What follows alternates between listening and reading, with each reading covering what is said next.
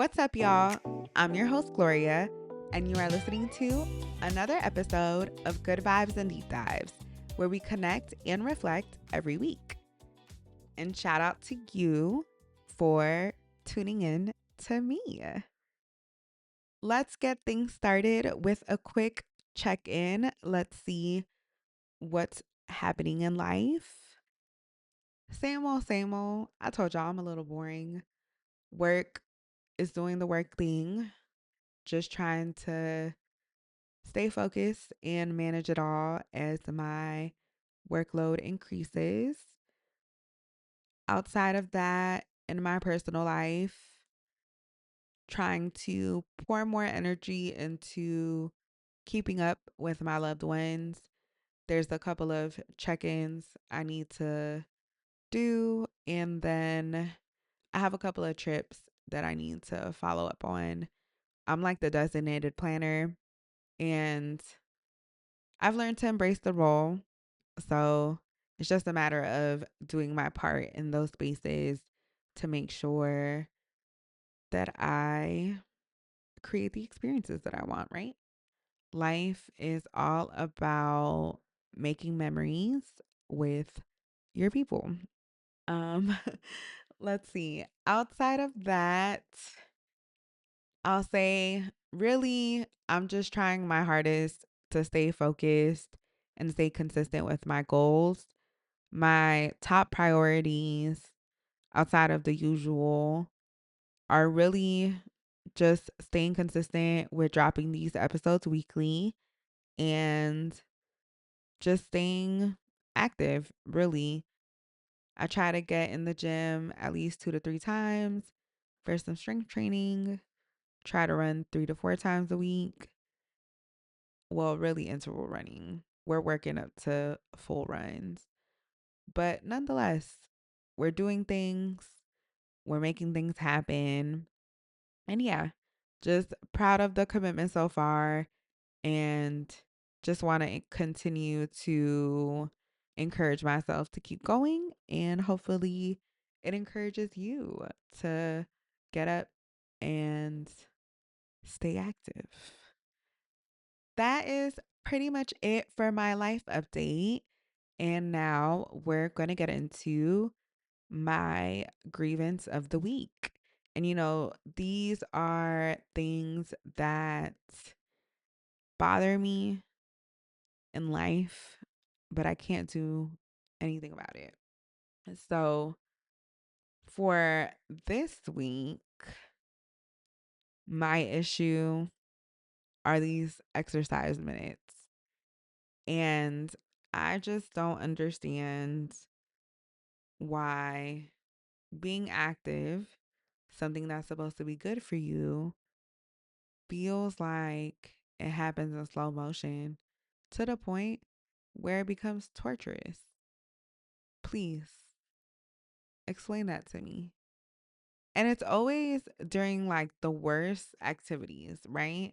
Anything that you have to hold, like a plank or a squat, every minute feels like an hour. Make it make sense to me.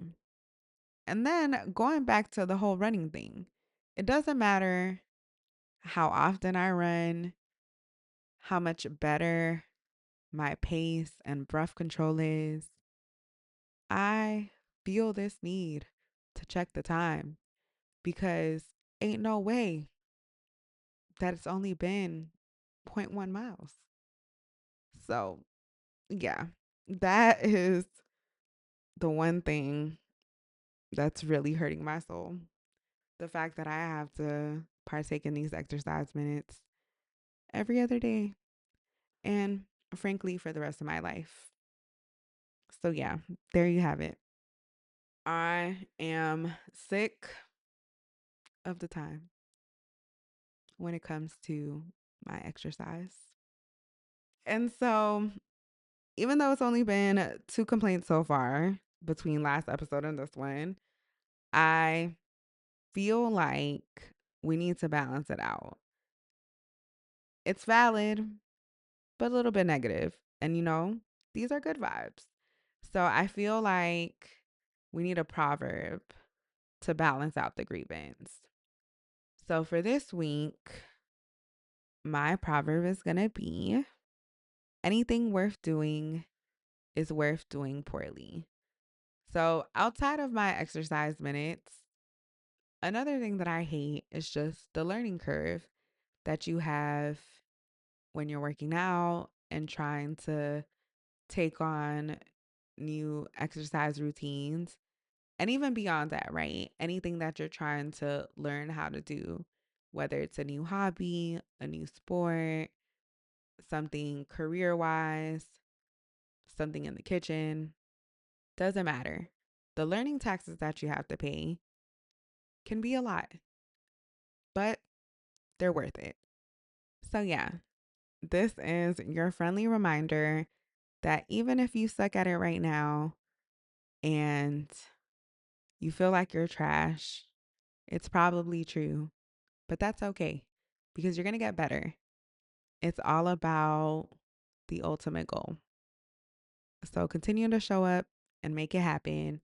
And eventually you'll level up and everything you're doing will be that much better in your results. All right.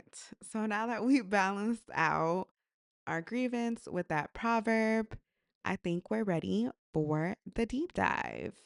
And for this week, I was trying to figure out what would be a good topic to get into.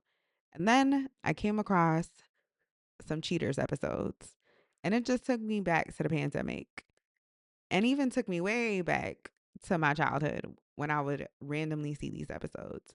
But I mentioned the pandemic specifically because I took it upon myself to binge watch the show. Now, did I really watch every single episode? No. Definitely fell asleep through some, definitely got distracted in others. But for the most part, I think I watched enough to psychoanalyze the people. Now, am I an expert? Absolutely not. However, I think I do a good job of observing the people.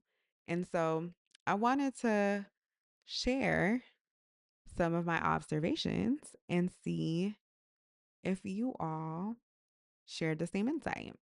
But before we do that, I feel like it's only right to do a little role playing and put myself in these cheater scenarios. And so, in thinking about the show and how everything plays out, I feel like there's three main roles. It's usually the cheater, obviously, right? The person who is in the act of cheating and about to be confronted. That's role number one. Then you have role number two, the person who is confronting the cheater, right? The person who is getting cheated on. That's number two. And then number three is the date, the other person, the person who happens to be out with the cheater who is getting confronted. For the sake of this topic, I'm gonna play in this space.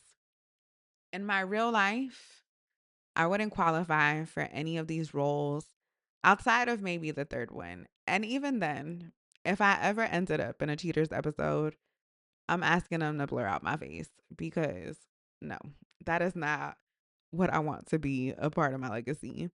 But yeah, I could see myself in a situation where I was dating somebody and they end up in some mess and I'm just a casualty of war. But I'm not into cheating personally, and I don't have a desire to call a show to investigate you to find evidence of cheating. As soon as my intuition starts talking to me and tells me to leave, I'm out of here. I'm a little flighty. I got commitment problems. So just say the word and I'm gone. But that's a whole different topic for another show. But yeah, going back to cheaters and how I would play out in each of the roles. So let's start off with the cheater. If I was the cheater being confronted, boom, I'm out with my little boo. We're on this date, la, la, la, la, la. And then next thing you know, cameras are out. What do I do? I'm going to stay calm. Probably not going to assume it's for me. And then, boom, I'm being confronted by the man. I'm going to let him get his stuff off. I'm going to let him say his little spiel. And when he asks me, what do I have to say for myself? I'm going to just be like, baby, I'm sorry. I was being dishonest. You caught me. I don't want to lie anymore. Can we talk about this later? You don't have to show me any evidence. You're right. I've been doing you wrong, and this isn't healthy for either one of us. Ideally, that's how it would play out in my head.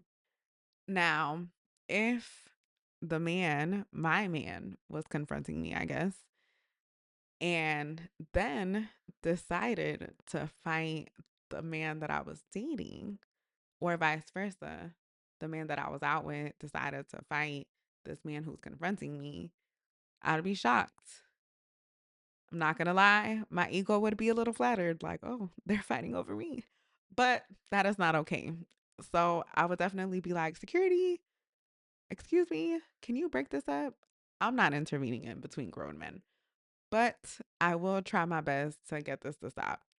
More so, from the jump, I would try to take this situation to a more private area. So, like, if we were in a restaurant, I would try to take it outside.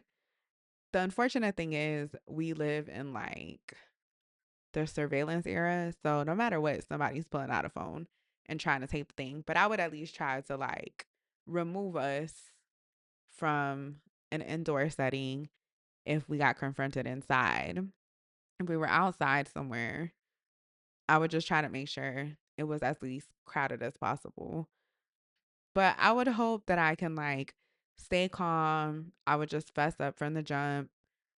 Because if I just start lying or denying, do the whole Shaggy, it wasn't me thing, it's just going to prolong the situation. And at that point, you already got footage. I'm just going to fess up. So, yeah, that's how I would handle it if I was the cheater.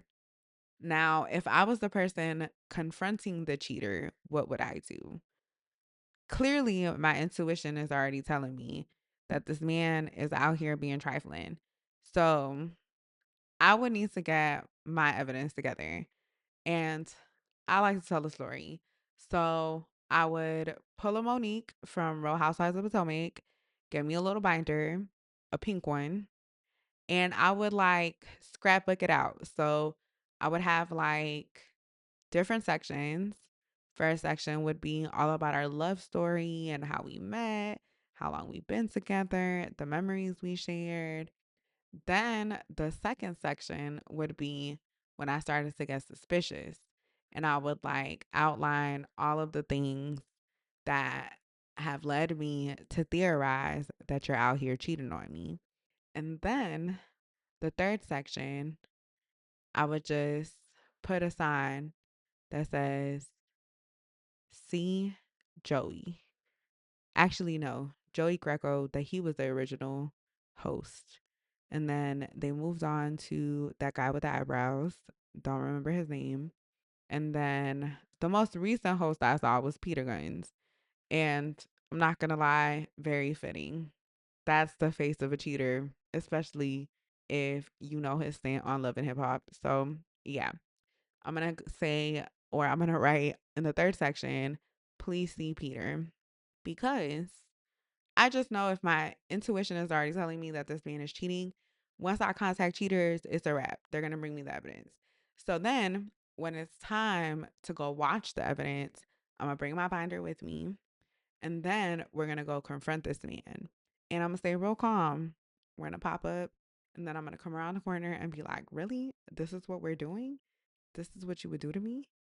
Now, if the person he was with started acting out of pocket, I'd be like, baby, this ain't got nothing to do with you.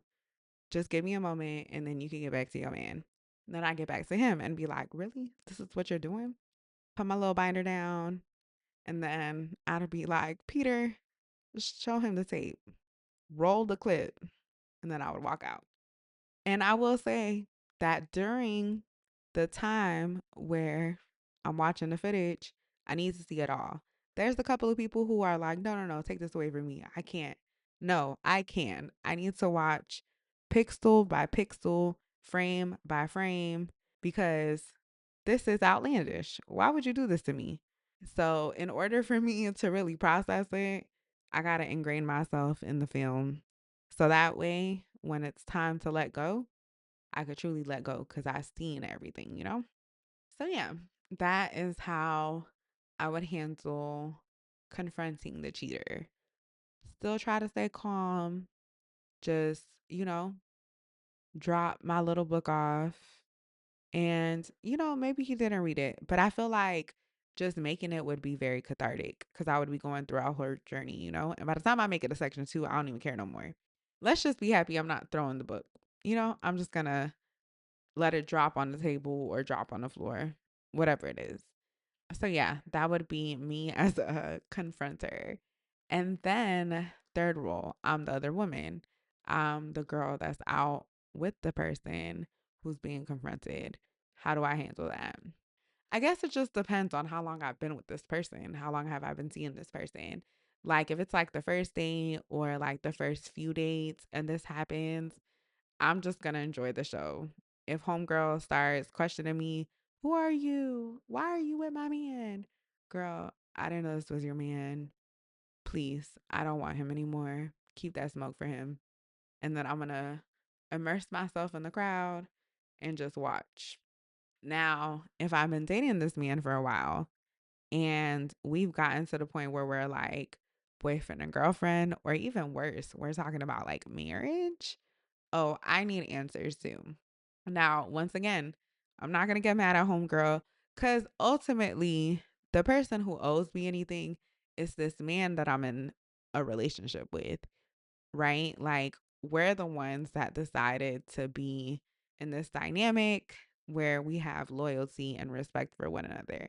For you to have this other person, whether I'm the main person or I end up finding out that I'm the other woman, either way, you're breaking up a situation because I would never agree to be the other woman. So, yeah, I got a problem with that. And I need to figure out whatever answers I can get in the moment.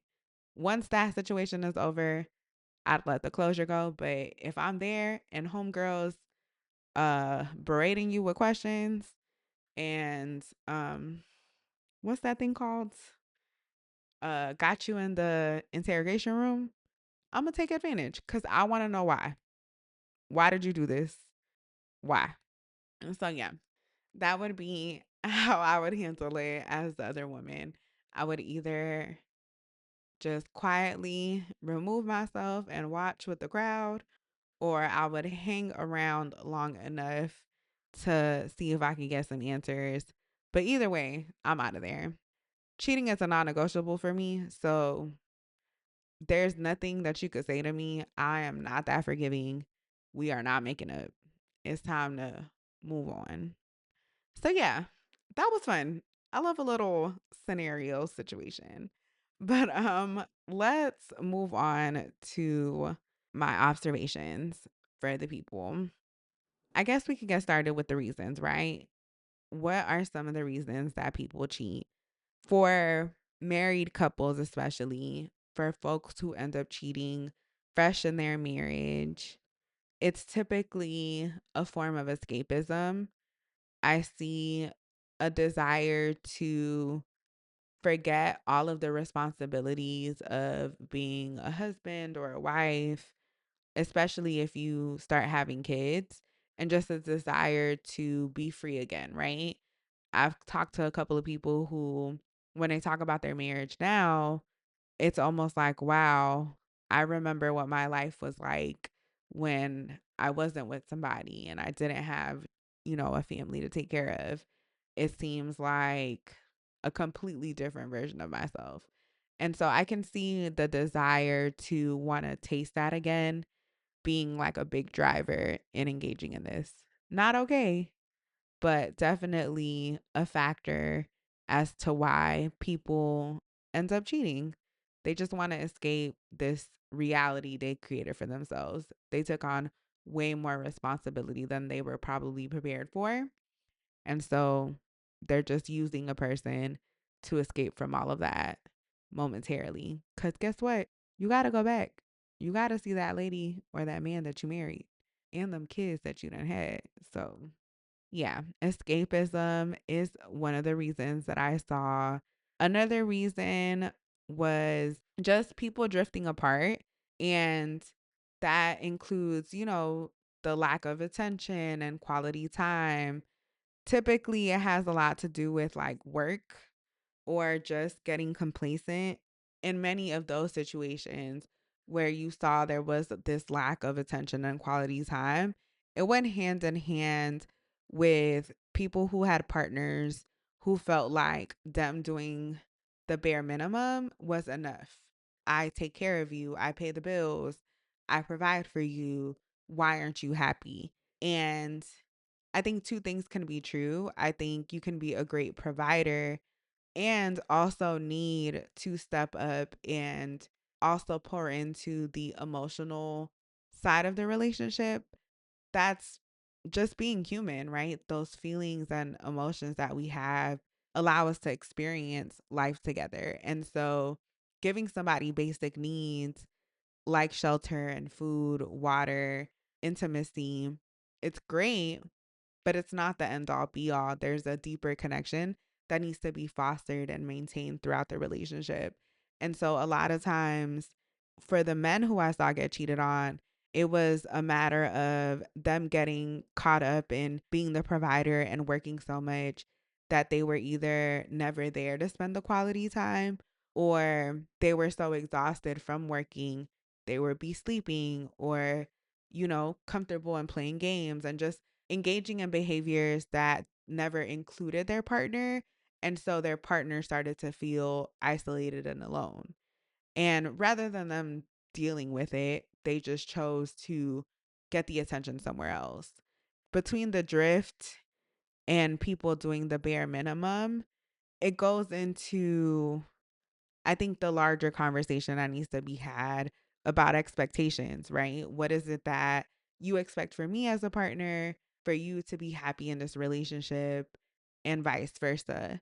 Being able to communicate what your needs are and then going beyond that and communicating regularly if those needs are being fulfilled allow you to avoid these pitfalls, because it's so easy, especially in adulthood, as the bills continue to pile up and the responsibilities get larger.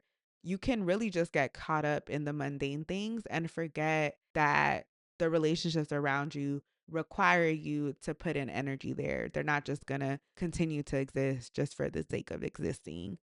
I will say, touching back on the whole work thing, another thing that I saw was people wanting a particular lifestyle and using their partner to achieve that lifestyle. So they may be with somebody who satisfies them emotionally and they can acknowledge that the person is a good person, but they end up looking for somebody else because of the material things that they can provide for them. Attractiveness was also pretty popular. And I think it's even more telling in terms of deeper conversations regarding objectification, especially in dynamics with men cheating on women. A good amount would mention weight gain and changes in physical attraction, along with changes in physical intimacy being reasons as to why they looked for somebody else. And it's unfortunate because it is so superficial to reduce somebody to how sexually desirable they are to you or how sexually available they are to you. And like I said, I think it speaks deeper to this need or desire to conquer and to look at people like trophies. There's a dopamine hit that comes with getting something new as well. So I think all of that plays into itself, right?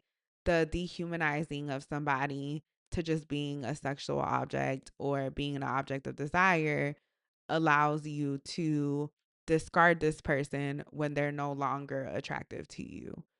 So yeah, that was another common one. I think in some cases it boils down to lack of skills.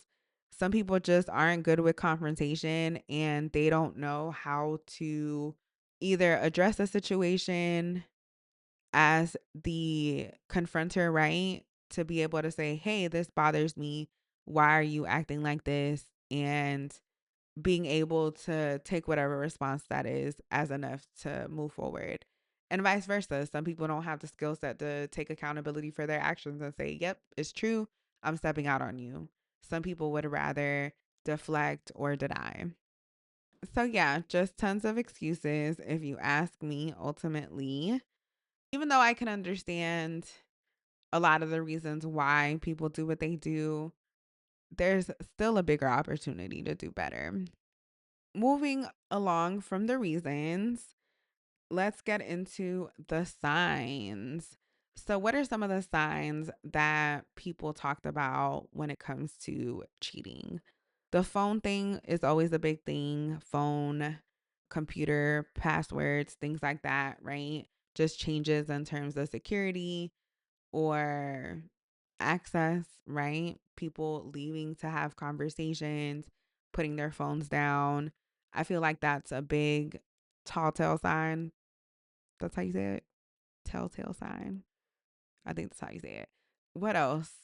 Picking random fights, trying to deflect or blame the person for cheating, even though they're the ones that are cheating, trying to throw their scent off.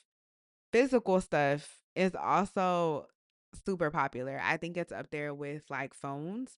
In a lot of episodes, these people were starting to, put on their best dressed outfits. What else? Grooming. They're used to grooming a certain way. And then all of a sudden, their grooming style changes. And it has you questioning, you weren't into this before. Why are you into it now? And then also just getting hyper fixated on trying to be attractive, right? Whether it's the makeup, working out, just getting into a health kick that's much more than just trying to, not breathe heavy at the top of the stairs. Something's up. Something's afoot. Availability, I would say that's another one. People's availability dropping. So before, you used to be able to chit chat with this person all night, call them on their lunch break, or even meet them out, for a quick little sit down lunch somewhere. And now they're busy all the time. They're working all the time. Or when we do talk, it's real brief, no deep conversations. Those changes in conversation and frequency in conversation, I would say, are another telltale sign of a cheater. So, yeah, talked about reasons why the people might be cheating. What are some of the signs that people might be cheating? And I guess it all boils down to once you have the proof that you need, whether it's just your intuition and the signs that you see, or actual proof from the show, do you forgive the person and work it out? Or do you acknowledge the situation and move on? I told y'all, for me, ain't no moving on. We're done. But I will say, when I think about the episodes, I feel like it was pretty 50-50. In half the situations, people would be done. And then the other half, people were convinced that there was something that could be repaired and gave it another shot. Now, how successful they were, that's a whole nother story. And I'll be honest, I do think that in some cases, you can work through cheating and be in a better space and end up having a very happy and fulfilled relationship with somebody that is monogamous. But I think there's a lot of factors that go into you being able to work through something like that. It depends on what happened prior to the cheating, how deep the relationship was, what kind of cheating was involved, who did they cheat with, how often did this cheating occur, the consequences of that. Is there a baby? Did you get this lady pregnant? Because what if you just cheated one time, but then there's a whole new life in this world? that's a major consequence, and not consequence in the sense of a bad thing, but just, an outcome of the situation. So, yeah, there's just a lot of different factors that go into whether somebody can forgive somebody for cheating. So, I don't think it's impossible, but I do think it's a lot harder to make happen, and it actually ends up in a genuine, happy ending situation.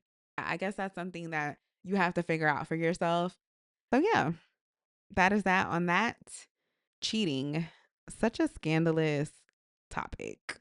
Let me know what you think about it. Do you have any cheating stories? I'd love to report out on it.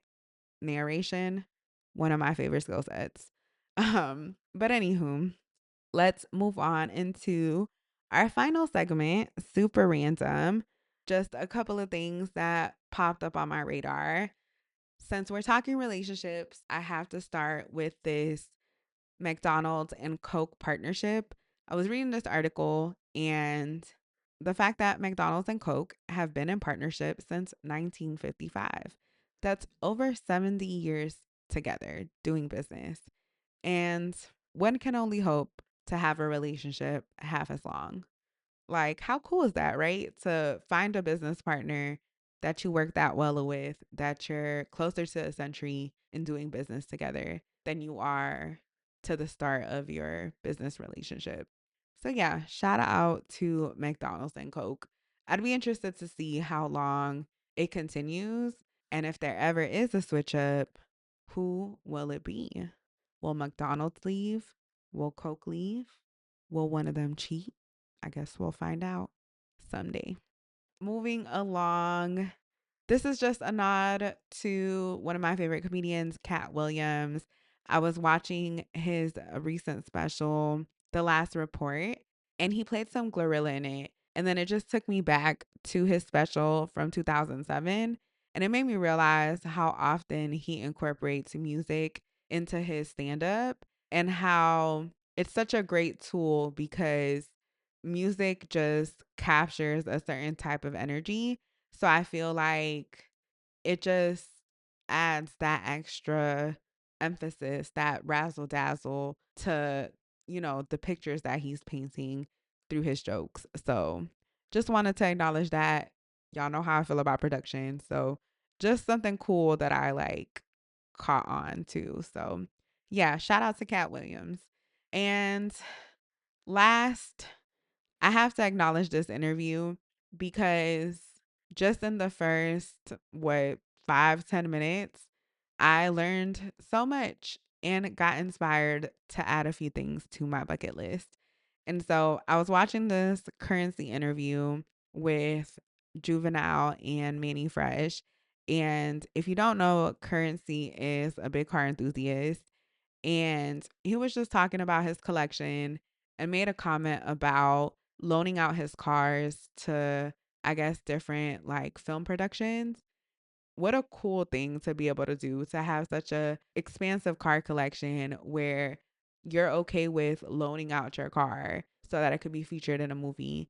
And then he also said that people tend to return the cars in better conditions than they gave them. So what a win, right? Like, imagine getting something fixed that you've been putting off that hasn't been a priority because you decided to allow this car to be in a film when it could have just been collecting dust because you were working on something else. So just something cool. I hope to have my own car collection someday.